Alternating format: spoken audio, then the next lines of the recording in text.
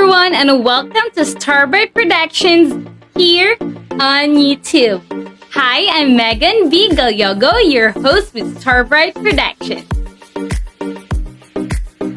Today we have another Random Railfan video for you. Here we bring you Random Railfan videos from some of our fans and from other sources as well. Today we take you to King's Cross Railway Station, also known as the London King's Cross, a passenger railway terminus in the London Borough of Camden. On the edge of the central London, it is in the London Station Group, one of the busiest stations in the United Kingdom and the southern terminus of the East Coast Main Line to Northeast England and Scotland. We will first see a video provided by Network Rail showing the refurbishment of the station that took place from 2005 to 2012. Next, we will see videos of trains working at the station by Tristan Beck. Thank you, Tristan, for providing your wonderful videos for us today. So, sit back and enjoy the video from all of us to all of you. And don't forget to hit the like, comment, and subscribe to our channel. Alright, everyone, take a deep breath, cuz here we go, guys!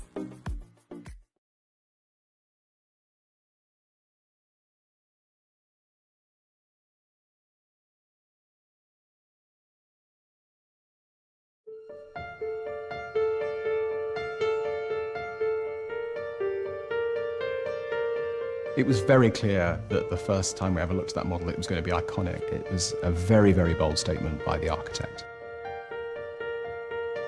I don't recall ever seeing a railway structure, certainly in the UK, that looked anything like it. It's the best of the past married to the best of the future. The major driver really has been the restricted space in the current station. So at some point we had to do something about the concourse. However, constructing the new concourse was going to be another major challenge and potentially a major headache. King's Cross is a very busy station and a very busy interchange. Around 47 million people use the station every year, and over the next 10 years we see that increasing by up to another 10 million. And so one quickly appreciates that it's undersized and time for something bigger.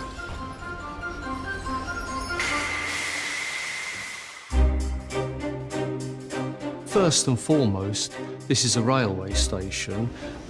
This is crucially important to the transport infrastructure of London and of the nation, and English Heritage understands that very well. So it's a balance.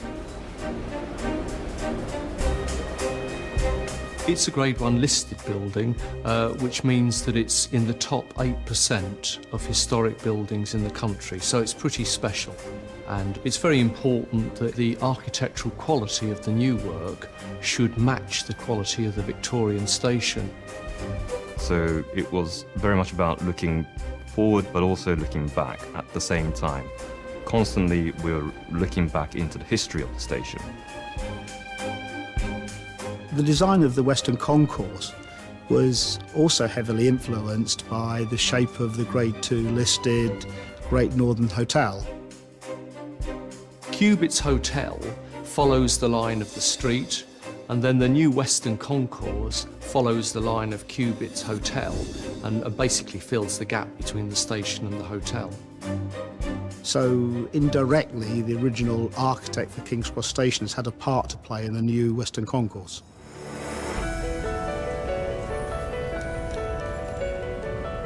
The designer has had to factor in the London Underground station. So a number of compromises or opportunities have arisen from our neighbours, particularly within the Western Concourse itself. We couldn't apply any direct loadings down through the middle of their new concourse. If we had taken the conventional multi-columned solution, it would have ended up with a forest of columns in the London Underground ticket hall down below. That's why we reached out for the solution which spread the load all the way around the perimeter of the concourse, as realised in our semicircular solution. And the design of the roof, as iconic as it is, was a major construction challenge. The main challenge was that the roof was not self-supporting until it was complete. Therefore, during construction, the whole of the roof had to be held up by a forest of scaffolding. And not until we'd actually got the last roof panel on could we start to take the load off, and we all held our breath.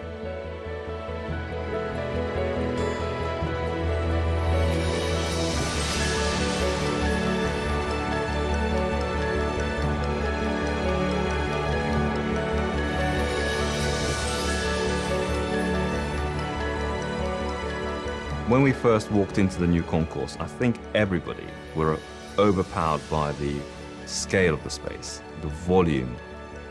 That was a fantastic moment. The strength and the boldness of the architecture has completely allayed any fears that I might have had first time round when I looked at it. It is almost cathedral-like in its structure. You can see the new and the old together. It's the 21st century grafted onto the 19th century.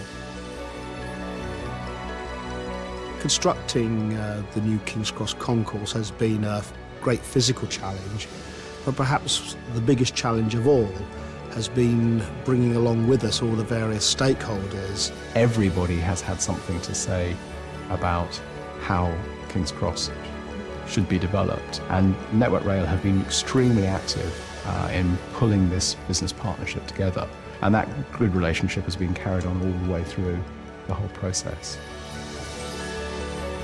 And as well as a concourse space which is somewhere between 3 and 4 times the size, there's a lot more retail, more upmarket retail. But we've also provided a direct link through to the platforms via a new footbridge, so a far improved, far better travel experience.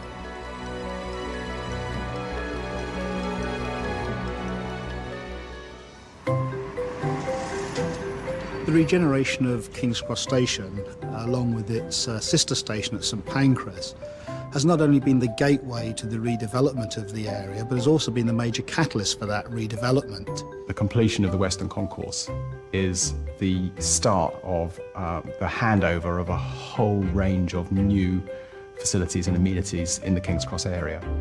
They'll be able to walk across brand new public realm, up our new boulevard and into the new square in front of the canal and in front of the old granary building, which is where Central St Martin's are located.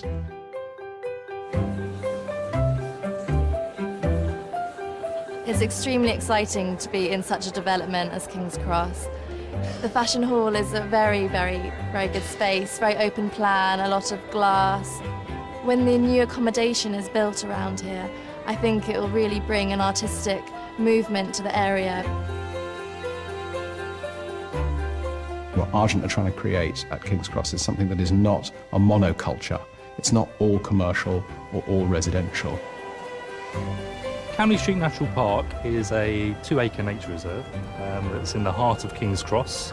Development in the business community has created lots of opportunities for us. It's quite a key element now within the King's Cross master plan, so the developers really see the benefits of having a nature reserve in such a built-up area, and it is quite a precious bit of green space.